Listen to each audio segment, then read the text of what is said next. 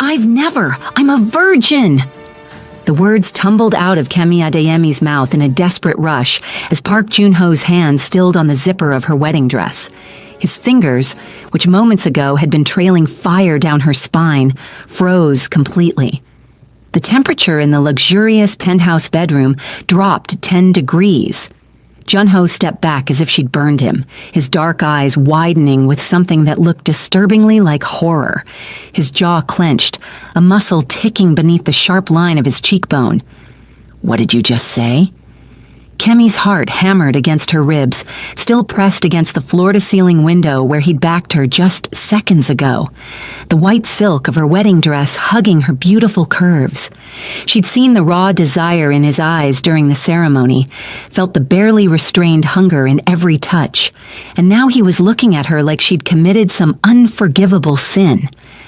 "I said I'm a virgin," she repeated, her voice smaller now, humiliation burning through her chest. "I've never been with anyone. I didn't have time. I was always studying or working and—" "Stop." Joon-ho's voice cut through her rambling explanation like a blade. He ran a hand through his perfectly styled black hair, disrupting it for the first time that evening. "Why didn't you say something?" "When?" Kemi's voice rose, anger replacing embarrassment. "When you were tricking me into signing that contract? When you were telling me I'm your property? When you said you'd have me whenever and however you wanted?" Joon-ho's expression darkened at the reminder of his own words. Just 20 minutes ago, he'd backed her into this very room, his hands all over her body, his voice a low growl of possession. "You're mine now, Kemi, in every way, and I'll have you whenever I want, however I want. That's what you agreed to." His hands had roamed over her breasts with unmistakable ownership, and she'd trembled, not entirely from fear, but now he was backing away from her like she carried a disease. "I don't—" He paused, his controlled facade cracking. "I don't do virgins." Kemi blinked, confusion and hurt warring in her chest. "What?" "It's not." He shook his head sharply. "I'm not that man. I don't take innocence." Before she could process that statement, before she could ask what the hell that meant coming from a man who'd literally trapped her into marriage, Joon-ho turned and walked out. The door closed behind him with a soft click that somehow felt louder than a slam. Kemi stood there in her wedding dress, alone in a stranger's bedroom, silhouetted against the Seoul skyline. Tears pricked her eyes, but she refused to let them fall. Instead, she sank onto the edge of the massive bed and let her mind drift back to where this nightmare had truly begun. Welcome, Nesties. If you're already hooked by this dark Afro-Korean romance, hit that subscribe button. Trust me, you'll want to see where this goes. Drop a like if you're Team Kemi. And comment below, would you have signed that contract? 3 weeks earlier, Kemi had been living a completely different life. The library at Westbridge University was Kemi's second home. At 11 p.m. on a Thursday night, she sat hunched over her financial analysis textbook. Her natural hair was pulled into a messy bun, her lips moving silently as she worked through derivative calculations. She'd been there since 6, having come straight from her shift at the cafe where she worked part-time. Her phone buzzed, then again. Then it started ringing. Kemi grabbed it, ready to silence it, when she saw her mother's name flashing on the screen. Her stomach dropped. Her mother never called this late. "Mama." "Kemi."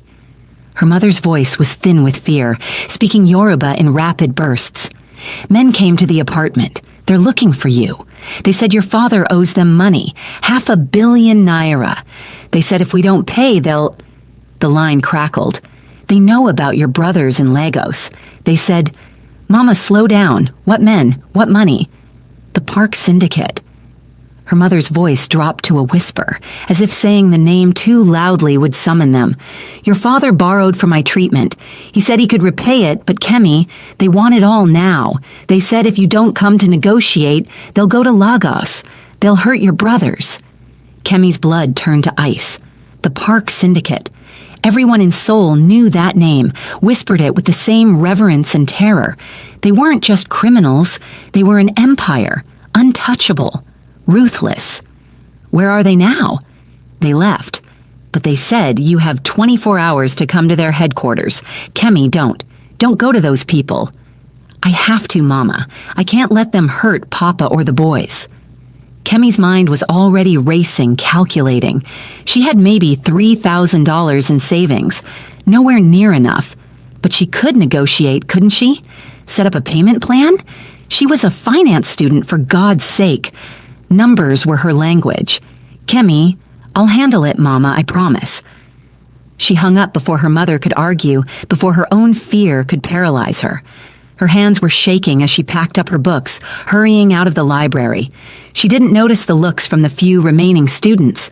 Her mind was already 3 steps ahead, planning what she'd say, how she'd negotiate. She had no idea she was walking straight into a trap that had been set specifically for her. The Park Syndicate headquarters didn't look like a den of criminals.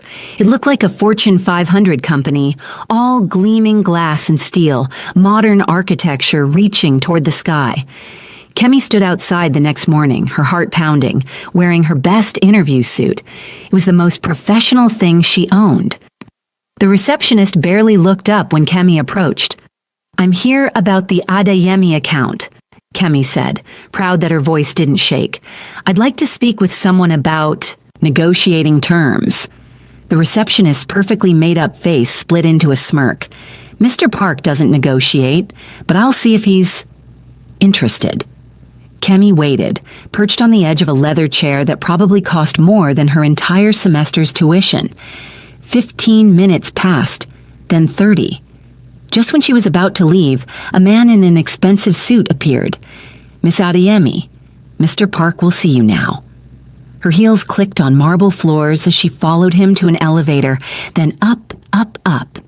The doors opened directly into a penthouse office with floor-to-ceiling windows overlooking all of Seoul, and behind a massive desk sat a man who made Kemi's breath catch despite her fear.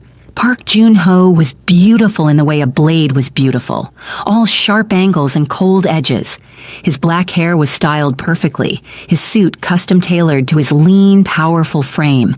But it was his eyes that made Kemi's pulse skip, dark, intelligent, and utterly devoid of warmth as they swept over her in one assessing glance. He didn't stand, didn't offer a greeting, just gestured to the chair across from his desk with one elegant hand. "You have 2 minutes, speak." Kemi forced herself to sit to meet those cold eyes. "My father's debt. I want to set up a structured repayment plan. I can work, You're the daughter." Joon-ho's voice was smooth, cultured, and sharp enough to cut. "The student." "Yes, and I'm asking for reasonable terms. Your father agreed to repayment in 6 months. It's been 6 months. I don't do extensions." "Then what do you do?" The words came out more challenging than she'd intended, but Kemi was tired, scared, and angry at this cold, beautiful man who held her family's fate in his hands. Something flickered in Joon-ho's eyes, surprise maybe, or interest. He leaned back in his chair, studying her with new attention. "I collect, one way or another." Kemi's stomach churned. "Please, there has to be some way." Joon-ho opened a drawer, pulled out papers, and slid them across the polished desk. "Sign this. Your debt will be cleared immediately." Kemi's hands trembled as she reached for the papers. "What is it?" "An extension agreement. 3 years. You work for my organization, your family is protected, debt forgiven." It seemed too good to be true. Kemi's finance training should have made her suspicious, should have made her read every line carefully. But the thought of her brothers in Lagos, of her sick mother, of her desperate father, it clouded her judgment. She scanned the first page, saw terms about 3 years, about employment, about family protection. She didn't see the header written in Korean, Honin Gyeagseo, marriage contract. "And my family will be safe? The debt completely cleared?" "The moment you sign." Kemi picked up the pen. Her hand hovered over the signature line for just a moment.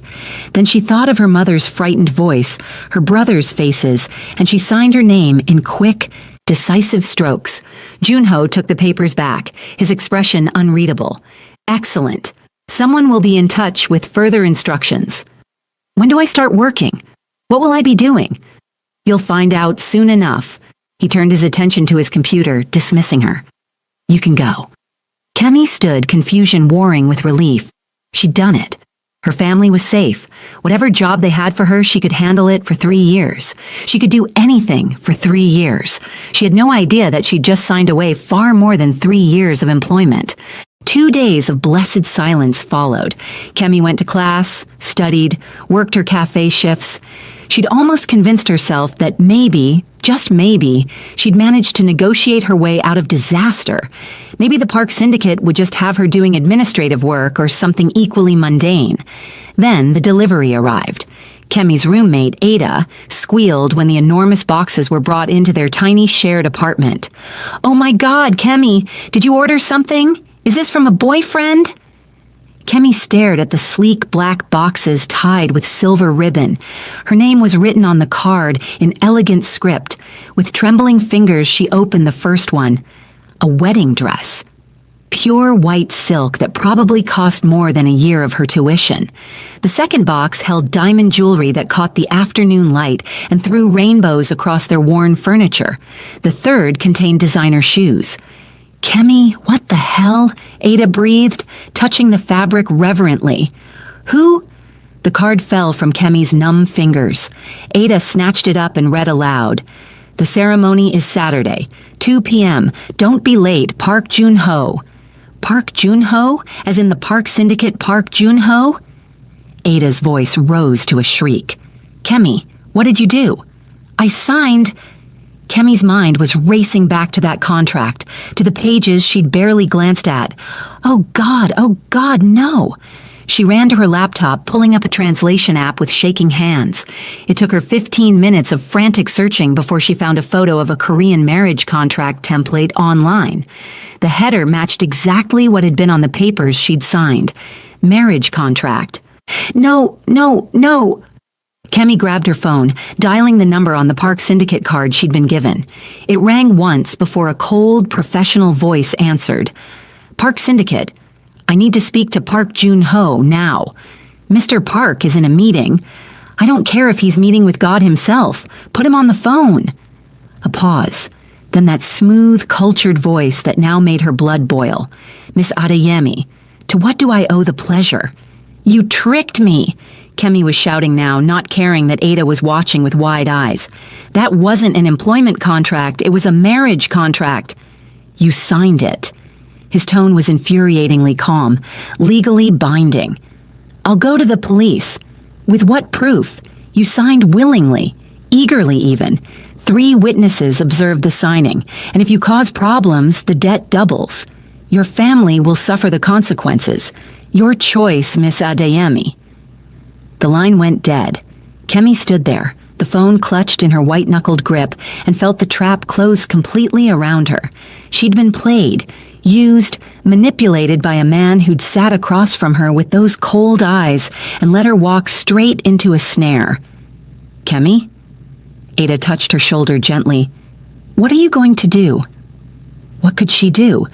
If she refused, her family would pay the price. Her brothers in Lagos, her sick mother, her desperate father. They'd all suffer because she'd been too stupid, too naive, too desperate to read the damn contract properly. "I'm getting married on Saturday," Kemi whispered, and the words tasted like ash in her mouth. The wedding was a cold, transactional affair that mocked everything Kemi had ever dreamed a wedding should be. The venue was stunning, a private estate overlooking the Han River, decorated with thousands of white roses.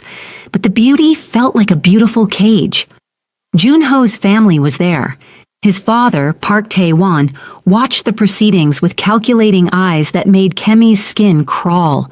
A handful of business associates in expensive suits, no one from Kemi's side. She'd forbidden her mother from coming, unable to bear the thought of her seeing this farce.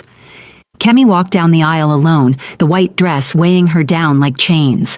Jun-ho waited at the altar in a black tuxedo that probably cost more than her family's annual income. He was devastatingly handsome and utterly terrifying in his cold perfection. When she reached him, his eyes swept over her once, his jaw tightening almost imperceptibly. Was that attraction? Disgust? She couldn't tell, and the not knowing made her hands shake. The officiant droned through the ceremony in Korean. Kemi understood maybe half of it. When it came time for the vows, Junho's assistant appeared with another paper. "The prenuptial agreement," Junho said quietly, handing her a pen. "Sign it." "Are you serious?" Kemi hissed. "At the altar?" "Sign it or this ends now, and you know what happens then." Her family's faces flashed through her mind. With tears of rage burning behind her eyes, Kemi signed her name for the second time, sealing her fate. The officiant pronounced them married. Junho lifted her veil with mechanical precision, his face an expressionless mask. Then he leaned in for the kiss. It was supposed to be perfunctory, a brush of lips for appearance's sake. But the moment Junho's mouth touched hers, something electric shot through Kemi's body. His hand came up to cup her jaw, tilting her head, and the kiss deepened just slightly, enough for her to taste the danger on his lips, to feel the barely leashed control in the way he held her. When he pulled back, his eyes were darker, heated. For just a second, the mask cracked, and Kemi saw raw hunger there. Then it was gone, replaced by that cold indifference. "My wife," he said, loud enough for their audience to hear. The word sounded like a claim, a brand. The reception was brief. Kemi smiled until her face hurt, accepted congratulations from people whose names she didn't catch, and tried not to flinch every time Junho's hand touched her back or her waist in a possessive gesture for the cameras. Finally, mercifully, it was over. Junho led her to a waiting car, a sleek black sedan with tinted windows. They sat in silence as the driver navigated Seoul's evening traffic. Kemi stared out the window, watching the city lights blur past, and tried not to think about what came next. The penthouse was even more impressive at night. Floor-to-ceiling windows showcased all of Seoul spread out like scattered diamonds. The interior was modern, expensive, sterile. It looked like a showroom, not a home. "Your room is in the East Wing," Junho said, his voice carefully neutral as he loosened his tie. "Stay out of my private office. Don't leave without security. Don't contact anyone about our arrangement." "So, I'm a prisoner." It wasn't a question. Junho turned to face her fully, for the first time since they'd left the reception. His eyes traveled over her slowly, and Kemi felt suddenly, acutely aware of how the dress clung to her body. "You're my wife. There's a difference." "You forced me into this." The words exploded out of her. "You tricked me, trapped me." Junho crossed the distance between them in 3 strides, backing her up against the window. He didn't touch her, but his presence was overwhelming, his body radiating heat and barely contained power. "Your father borrowed from me," he said, his voice dangerously soft. "Someone had to pay. Would you prefer I took it out of his skin? Your brother's, perhaps?" "You're a monster," Kemi whispered, fighting tears. Something flickered in Junho's eyes, pain maybe, or regret, but it was gone so fast she might have imagined it. "Yes," he agreed quietly. "Remember that." He stepped back, creating distance between them, but his eyes kept returning to her like he couldn't help himself. The air between them crackled with tension, fear and anger and something else Kemi didn't want to name. "It's late," Junho said finally. "Get some rest." He turned to leave, and Kemi should have let him go, should have been grateful for the reprieve. But something made her call out. "What happens now?" Junho paused at the doorway, his back to her. "Now you learn to be Mrs. Park, and He trailed off, his shoulders tense. "I suggest you lock your door tonight." Then he was gone, leaving Kemi alone in a gilded cage with a diamond ring on her finger and fear coiling in her stomach. But there was something else, too. Something shameful that she didn't want to acknowledge. When he'd stood close to her, when his eyes had darkened with hunger, her body had responded in ways that terrified her more than his threats ever could. She touched her lips, still tingling from that altar kiss, and wondered what kind of monster she was becoming. That part of her wanted him to come back. Kemi didn't sleep that night. She lay in the enormous bed in her room, still wearing the wedding dress because she couldn't figure out how to unzip it alone, and stared at the ceiling. Around 3 a.m., she finally managed to shimmy out of it, leaving it in a silk puddle on the floor. Morning came too soon. Kemi found Junho in the kitchen, immaculately dressed in another expensive suit despite the early hour. He was drinking coffee and reading something on his tablet, looking like he'd slept perfectly well. "Can't sleep?" His voice was neutral, but his eyes lingered on her for a moment. She was wearing one of the silk pajama sets that had been left in her closet, and she felt suddenly exposed. "I'm hungry. Sue me." The corner of Junho's mouth twitched, almost a smile. "Almost. The kitchen is fully stocked. Take what you want." "How generous. Should I be grateful to my captor?" "You could try." He took another sip of coffee, watching her over the rim of his cup as she opened the refrigerator. Kemi found ingredients for ramyeon and started making it aggressively, slamming pots and bowls with more force than necessary. She could feel Junho's eyes on her back. "Why me?" The question came out before she could stop it. "You could have married anyone. Someone who actually wanted this." Junho was quiet for so long, she thought he wouldn't answer. Then, "I don't want anyone. I need a wife for appearances. You needed your debt cleared. Mutually beneficial." "Beneficial for you, maybe. You're alive, your family is safe. That's more than most people get in my world." Kemi spun around to face him. What a fairy tale. Junho's eyes met hers, and for a brief moment something like amusement flickered there. "You have bite. Interesting. Glad I can entertain you. You do more than that." The words were quiet, almost said to himself. Then he stood, setting down his coffee cup. "I have business today. My driver will take you to university. Your schedule remains unchanged. You'll continue your studies." "Really?" Kemi couldn't keep the surprise from her voice. "You signed a 3-year contract. I assumed you'd want to finish your degree." He straightened his already perfect tie. "Besides, it would look suspicious if my wife suddenly dropped out of school. We maintain appearances." Right, appearances. This was all just a transaction to him. "The car leaves in an hour. Be ready." Junho moved toward the door, then paused. "And Kemi, don't try to run. You won't get far, and the consequences won't be pleasant." "Is that a threat?" He looked back at her, his expression unreadable. "It's a warning. There's a difference." The next 2 weeks fell into a strange, tense rhythm. Kemi went to classes during the day, always accompanied by a driver and at least one bodyguard who tried to look inconspicuous and failed miserably. Her classmates whispered. The rumors spread like wildfire. Kemi Adeyemi had married into the Park family. Some looked at her with envy, others with pity. A few stopped talking to her altogether. At night, she returned to the penthouse where Junho was usually working in his office or out on business. He never explained. They orbited each other like distant planets, close enough to feel the gravitational pull but never quite touching. Except Junho was always there in small, unsettling ways. Coffee appeared on the kitchen counter every morning, made exactly how she liked it. Lots of milk, 2 sugars. She never told him. He'd just noticed.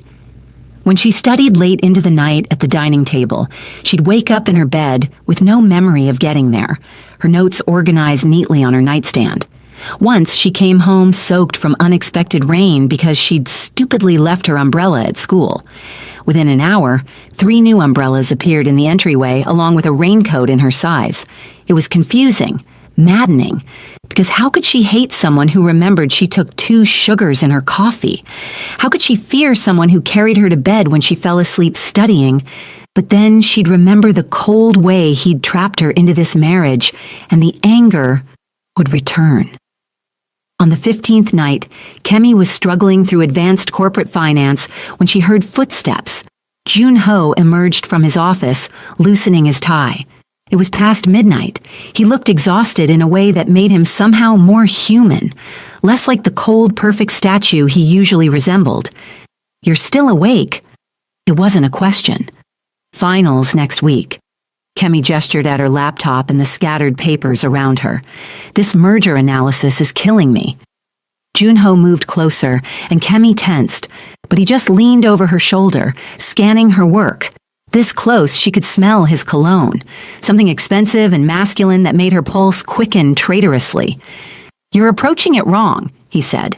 "You're focusing on the short-term capital gains. Look at the long-term market positioning instead." "I know what I'm doing. Do you want to pass or do you want to argue?" His breath ghosted across her ear, and Kemi shivered. "Move over." Before she could protest, Junho pulled up a chair beside her. For the next hour, he walked her through the analysis, explaining complex financial strategies with the kind of expertise that came from actually executing them in the real world. His knowledge was impressive, intimidating, and helpful. Damn him. "How do you know all this?" Kemi asked, watching him sketch out a hostile takeover scenario with quick, confident strokes. "I didn't inherit my position. I earned it." Junho glanced at her. Something almost like respect in his eyes. "You're smart. You could work for me after graduation if you wanted. I'd rather chew glass." There's that bite again. This time, he definitely smiled. Small, barely there, but real. It transformed his face, softening the harsh lines into something dangerously attractive. Kemi looked away quickly, focusing on her screen. "Why are you being nice?" The smile faded. Junho stood abruptly. "I'm not nice. Don't mistake pragmatism for kindness." "Then why help me?" "Because you're—" He paused, seeming to struggle with the words. "You're important." "For appearances?" Junho's jaw tightened. "Get some sleep. You have an exam tomorrow." He left before she could press further, but Kemi sat there for a long time after, her heart racing, trying to understand what had just happened. The next morning, Kemi woke up feeling like death. Her throat was raw, her head pounding, her body alternating between burning hot and freezing cold. She'd pushed herself too hard, too many late nights studying, too much stress, too little sleep. She barely made it to the bathroom before her legs gave out. The world spun sickeningly. "Kemi?" Junho's voice cut through the fog. Then his face appeared above her, and for the first time since their wedding night, she saw genuine alarm in his eyes. "How long have you been like this?" "Fine," she mumbled, trying to stand. The floor tilted. Junho caught her before she fell, sweeping her up effortlessly. "You're burning up." He carried her back to bed, and Kemi was too weak to protest the way she was pressed against his chest, the way his arms held her carefully, like she was something precious rather than a debt payment. "Don't have to," she tried to say, but her voice wouldn't cooperate. "Quiet." Junho laid her down, pulling the covers up. His hand touched her forehead, and he swore softly in Korean. "You're delirious with fever." He pulled out his phone, making rapid calls. A private doctor arrived within 20 minutes. Kemi drifted in and out of consciousness, catching fragments. Exhaustion, stress, needs rest. And through it all, Junho's presence remained constant. When the doctor left, Junho stayed. He brought her water, made her drink it even when she protested, placed a cool cloth on her forehead. When she shivered despite the fever, he added another blanket. "Why are you being nice?" Kemi whispered, echoing her question from the night before. "Because I don't know how to stop." The words were so quiet, she thought she'd imagined them. Over the next 2 days, Junho barely left her side. He brought her medicine on schedule, made soup that he clearly didn't know how to make properly but tried anyway, and sat in the chair beside her bed, working on his laptop while she slept fitfully. Once, in a fever dream, Kemi mumbled, "You're not as terrible as you pretend to be." "Go to sleep, Kemi. You carried me to bed all those times. Thought I didn't." "No." But I knew. Silence.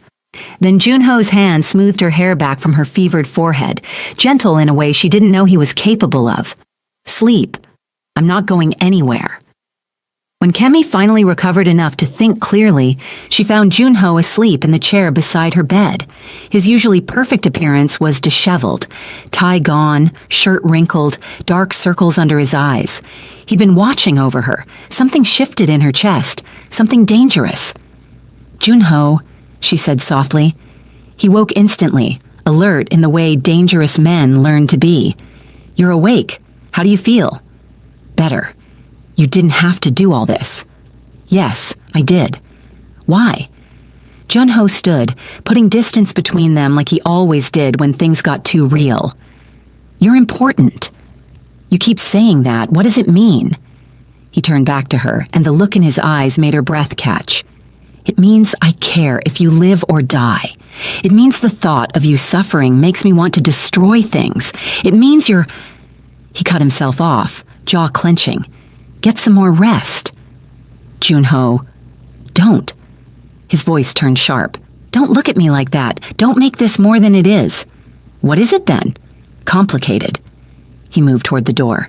"Your exam was postponed. The university was persuaded to accommodate your illness." Of course, he'd taken care of that too. "Thank you," Kemi said quietly, "for taking care of me." Junho paused in the doorway, his back to her. "Don't thank me. I'm the reason you were exhausted in the first place. This life, this stress, it's my fault." Before she could respond, he was gone. But something had changed between them. The ice was cracking. A week later, Kemi was fully recovered and back to her routine. Junho had returned to his usual cold distance, but Kemi caught him watching her sometimes with an expression she couldn't decipher.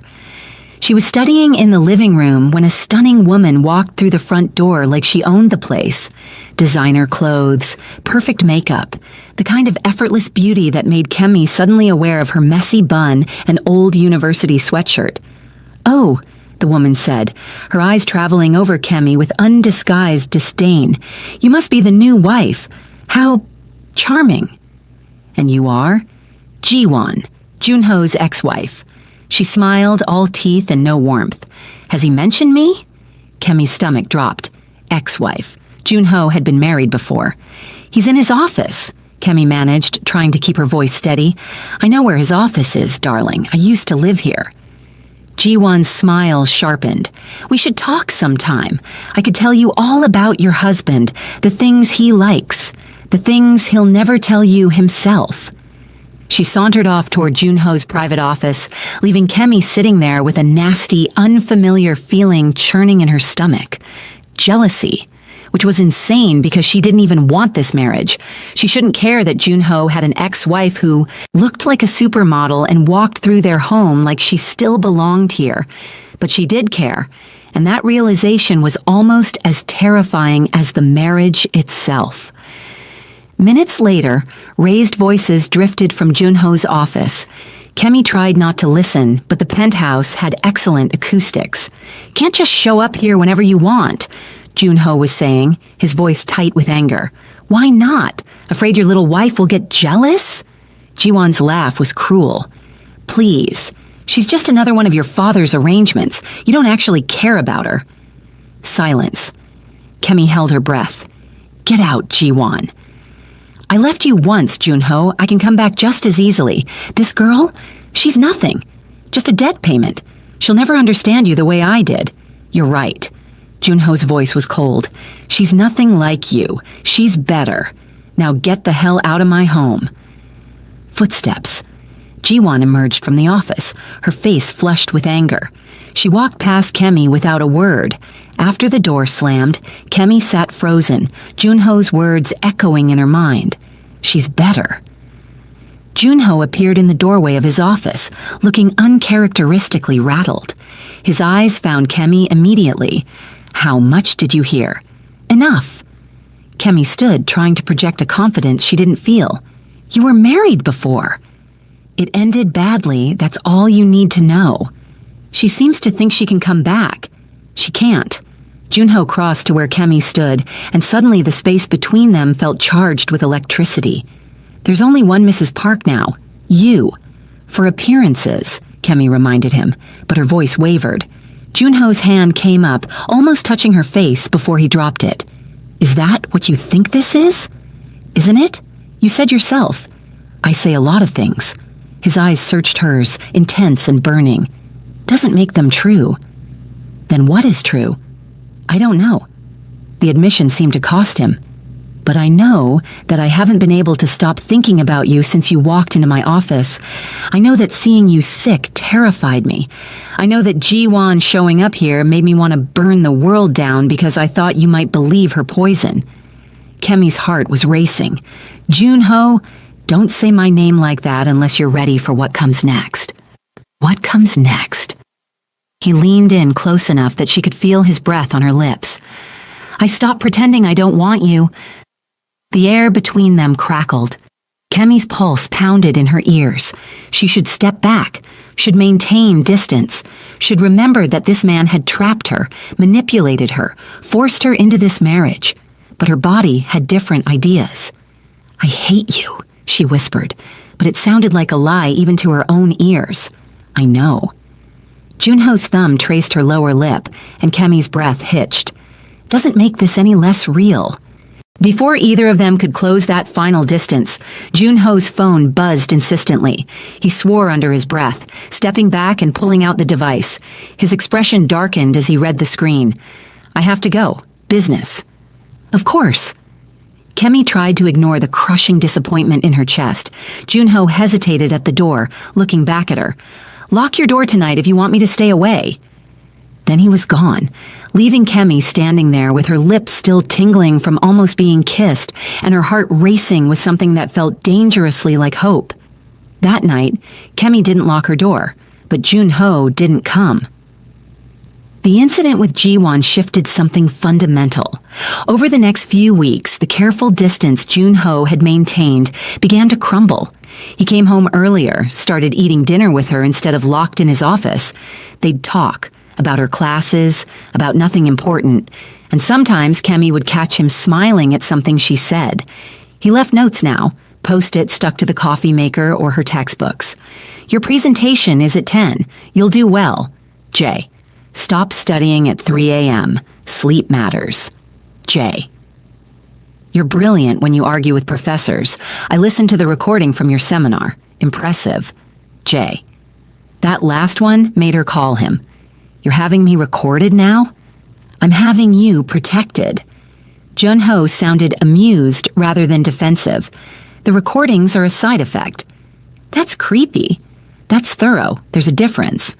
You're impossible.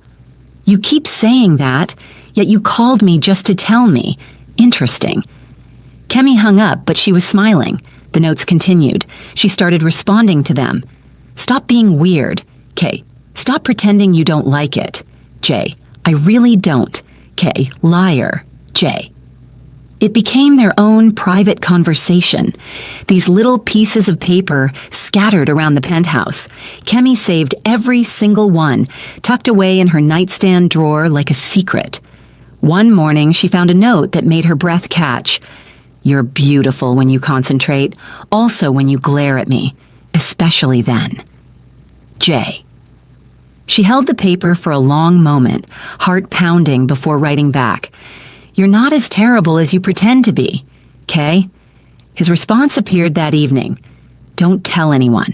I have a reputation to maintain. J. The tension between them built slowly, inevitably, like a storm gathering on the horizon. Every accidental touch felt electric. Every shared glance lasted too long. The air in the penthouse grew heavy with unspoken want. It finally broke on a Friday night. Kemi couldn't sleep. Around 2 a.m., she gave up and went to the kitchen for water. She found Junho there first, wearing only pajama pants, his torso bare as he stood at the window overlooking Seoul. She should have left, should have gone back to her room, but her feet carried her forward instead. Can't sleep either. Junho turned, and Kemi saw his eyes darken as they traveled over her silk pajamas. Something on your mind? I was just... She couldn't look away from the lean muscles of his chest, the dangerous grace in how he moved. Thirsty. Thirsty. His voice dropped lower, rougher. Is that what we're calling it? What else would we call it? Junho crossed to her slowly, deliberately, giving her every chance to run. The truth. Which is that we've been circling each other for weeks, that you haven't locked your door since the night I told you to, that I can barely concentrate in meetings because I'm thinking about you. He stopped directly in front of her, close enough to touch, but not touching. That I'm losing my mind wanting something I have no right to want. Kemi's pulse thundered in her ears. You said when we kiss, you want me to choose it. Yes. What if I choose it now? Junho went very still. Kemi, you don't have to. I want to. The words came out steadier than she felt. I'm terrified, but I'm sure. Something in Junho's control finally snapped. His hand came up to cup her face, thumb tracing her cheekbone with devastating gentleness. Tell me if you want me to stop. I won't. The kiss started soft, tentative, almost questioning. But when Kemi melted into him, when her hands slid up his bare chest, feeling the rapid beat of his heart, Junho made a sound low in his throat and deepened the kiss. It was nothing like the perfunctory kiss at their wedding. This was fire and hunger and months of denied want pouring out all at once. Junho's hand slid into her hair, tilting her head to taste her better, and Kemi felt herself drowning in sensation. Say it again. Junho murmured against her lips between kisses. What? That you want this, that you choose this. I want this, Kemi breathed. I want you. I choose. Junho kissed her harder, walking her backward until she hit the wall. His body pressed against hers, and Kemi could feel every inch of him, the barely leashed hunger in how he held her. You're precious. He whispered against her throat, his lips trailing fire down her neck. Do you understand that? I'm yours, Kemi said, the words escaping before she could stop them. There's a difference. Junho pulled back to look at her, his eyes blazing. Say that again. I'm yours. Something shifted in his expression, possessive and tender and desperate all at once. He lifted her, and Kemi wrapped her legs around his waist as he carried her toward his bedroom. We stop whenever you want, Junho said, laying her on his bed with careful reverence. Say the word and this ends. I mean it, Kemi. I don't want to stop. Junho paused, seeming to struggle with words. I've never done this with someone who's never... I know. Kemi reached up to touch his face, feeling the tension in his jaw. I trust you. You shouldn't. But I do. Junho closed his eyes briefly, as if in pain. When he opened them again, the raw emotion there took Kemi's breath away. I'll be careful with you, I promise. What followed was slow, tender, nothing like the cold transactional encounter Kemi had feared on their wedding night.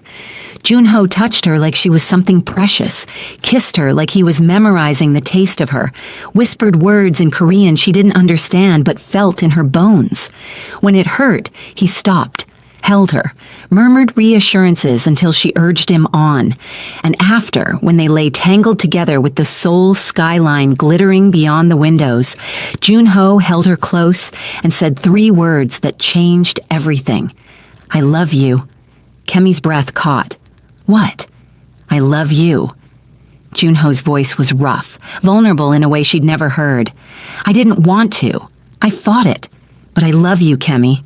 Completely. Terrifyingly. I love you. Tears pricked Kemi's eyes. Even though you trapped me? Especially because of how you responded to being trapped. You could have broken. Instead, you challenged me at every turn, made me want to be better, made me feel human again. His arms tightened around her. You set me free. I love you too, Kemi whispered, and felt him shudder against her. I don't know when it happened, but I do. I love you. They fell asleep like that, wrapped around each other, and for the first time since signing that contract, Kemi felt something like peace. For 3 weeks they existed in a bubble of happiness. Junho became openly affectionate, touching her whenever she was near, kissing her before he left for work, pulling her into his lap when she studied. The cold, distant man who'd forced her into marriage seemed like a different person entirely. Kemi graduated top of her class. Jun-ho was there in the audience, and the pride in his eyes when she crossed the stage made her chest tight with emotion. "My brilliant wife," he said afterward, pulling her into a kiss that made her classmates whistle and cheer. But happiness in Jun-ho's world was always temporary. The call came on a Tuesday evening. Jun-ho's expression went from relaxed to deadly in seconds as he listened to whoever was on the other end. "When?" His voice was ice. "How much does he know?" Kemi watched as the warmth drained from his face, replaced by the cold mask she hadn't seen in weeks. "I'll handle it." He hung up and looked at Kemi with something like dread in his eyes. "What's wrong?" "We need to talk about how we got here, about what really happened with your father's debt." Kemi's stomach dropped. "What do you mean?" Jun-ho poured himself a drink, whiskey neat, and downed it in one swallow. "My father. He orchestrated this entire thing. I don't understand. Your father didn't randomly borrow from us. My father targeted him. Deliberately." Jun-ho couldn't meet her eyes. "After he learned you'd caught my attention." The world tilted. "What?" "I saw you once before that day in my office, at a university event, 6 months ago. I asked about you, and my father—" Jun-ho's hands clenched into fists. "He wanted me married. He didn't care to whom. So he found your father, offered an easy loan, then called it in early knowing you'd come to negotiate. The contract was always meant to trap you." Kemi felt like she couldn't breathe.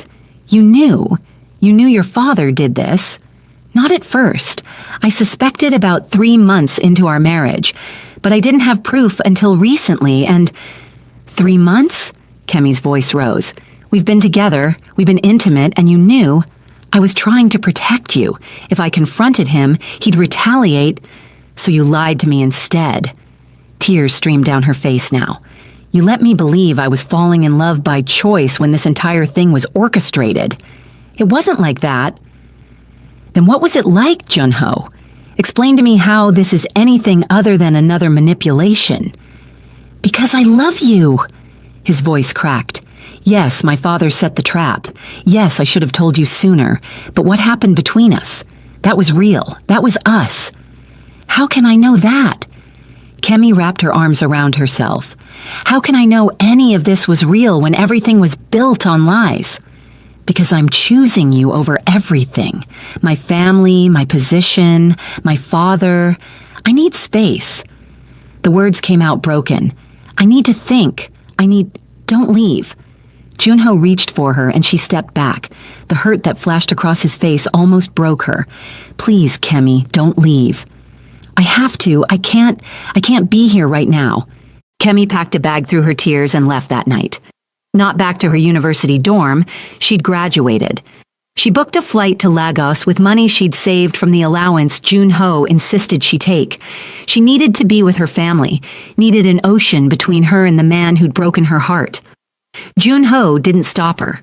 His last words as she walked out the door, "I'll be waiting when you're ready to come home."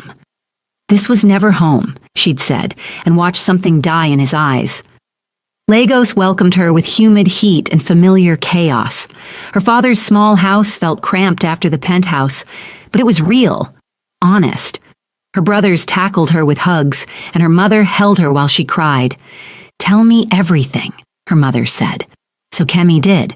The contract, the forced marriage, falling in love despite herself, the betrayal, all of it. Her mother was quiet for a long time. Then, "Do you love him?" "Yes, and I hate that I do." "Why hate it? Love is a gift, even when it's complicated." "He trapped me, Mama. And then he set you free. You're here in Lagos. He let you go. That's not a trap, Kemi. That's love." The words haunted her through sleepless nights. She'd check her phone obsessively, finding emails from Jun-ho. He didn't beg, didn't make excuses, just wrote. "I was wrong to keep it from you. I was a coward, afraid of losing you. In trying to keep you, I lost you anyway. I'm not asking you to come back. I'm asking you to know that loving you is the only real thing I've ever done. Everything else is ash without you. Jay." Each email chipped away at her anger until only the love remained. The messy, complicated, terrifying love. On her 4th week in Lagos, her mother's phone rang. Unknown number. Her mother answered, went pale, and handed Kemi the phone. "Someone wants to talk to you." Kemi's heart stopped when she heard the voice. Cold. Calculating. Park Tae-wan. "Miss Adeyemi, enjoying your vacation?" "What do you want?" "My son has become problematic. Dismantling my operations, cutting profitable deals, all because of you." His voice was pure ice. "You're the problem, and problems get eliminated." The line went dead. Kemi's hands shook. "Mama, take the boys. Go to Aunt Funmi's house now." "Kemi, what? Now?" Her mother must have heard the terror in her voice because she gathered Kemi's brothers without argument. Minutes after they left, men appeared at the house. 3 of them, with dead eyes and weapons. Kemi ran.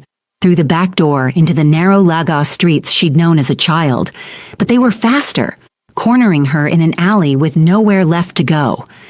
"Nothing personal," one said, raising his gun. "Just business." A shot rang out, but Kemi didn't fall. The man with the gun did, a red bloom spreading across his chest. More shots. The other 2 men dropped like puppets with cut strings, and then Jun-ho was there, emerging from the shadows like an avenging angel covered in blood that wasn't his own. His team moved efficiently around him, securing the area, but Jun-ho only had eyes for Kemi. "Are you hurt?" His hands ran over her frantically, checking for injuries. "Did they touch you?" "You came," Kemi whispered in shock. "I'll always come. Even if you hate me, even if you never want to see me again, I'll always come." His voice broke on the last word, and then she was in his arms, both of them shaking. "I don't hate you. I tried. I couldn't." Jun-ho pulled back to look at her, his hands cupping her face. "I'm so sorry. For everything. For the contract, for the secrets, for all of it."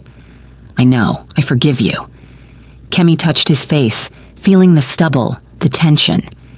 "Your father trapped us both, but what we became, that was real. That was us. Come home, please." Jun-ho's eyes were desperate, vulnerable in a way that made her heart ache. "I know I don't deserve—" Kemi kissed him, tasting salt, his tears or hers. She couldn't tell. "Take me home." Back in Seoul, Jun-ho confronted his father with Kemi by his side. The old man sat behind his desk, unrepentant. "She was making you weak." Jun-ho pulled out a gun, placed it on the desk between them.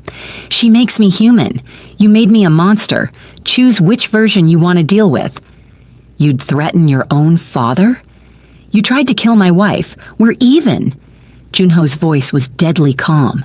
"You're done. Retired. Effective immediately. Leave Seoul. Tonight. Come back. Try to touch her. Try anything, and I won't miss next time." Park Tae-wan looked at his son, then at Kemi, and must have seen that Jun-ho meant every word. He left without another word. 6 months later, they stood at an altar again. But this time, Kemi's entire family was there. This time, the ceremony was in both English and Korean, so everyone understood. This time, it was a choice. "Before we continue," Jun-ho said, interrupting the officiant, "I need to say something." He turned to Kemi, taking her hands. "The first time, you didn't have a choice. This time, you do. If you want to walk away right now, I'll let you. I'll sign whatever papers you want. Your family will be taken care of. You'll be free." "Are you trying to get rid of me?" Park Jun-ho. "Never. But I need you to choose this. Choose me.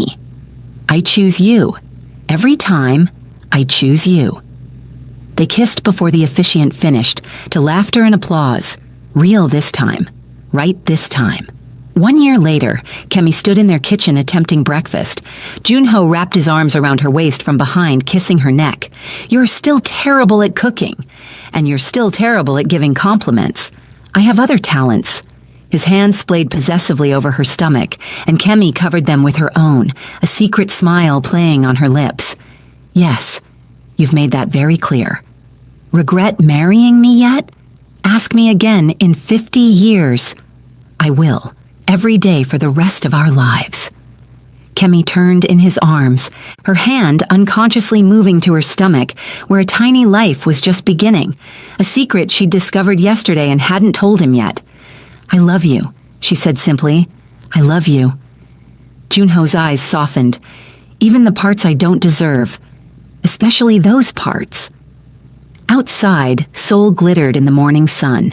Inside, they stood wrapped around each other, proof that sometimes the most beautiful things grew from the darkest soil. That love could bloom even in chains, that choosing each other over and over again was the only freedom that mattered. Kemi had signed a contract that trapped her, but in the end, it had set them both free. So what did you think? Would you forgive Junho after everything he put Kemi through? Drop your thoughts in the comments.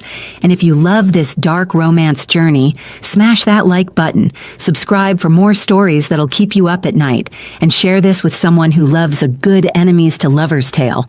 What should I write next? Let me know below.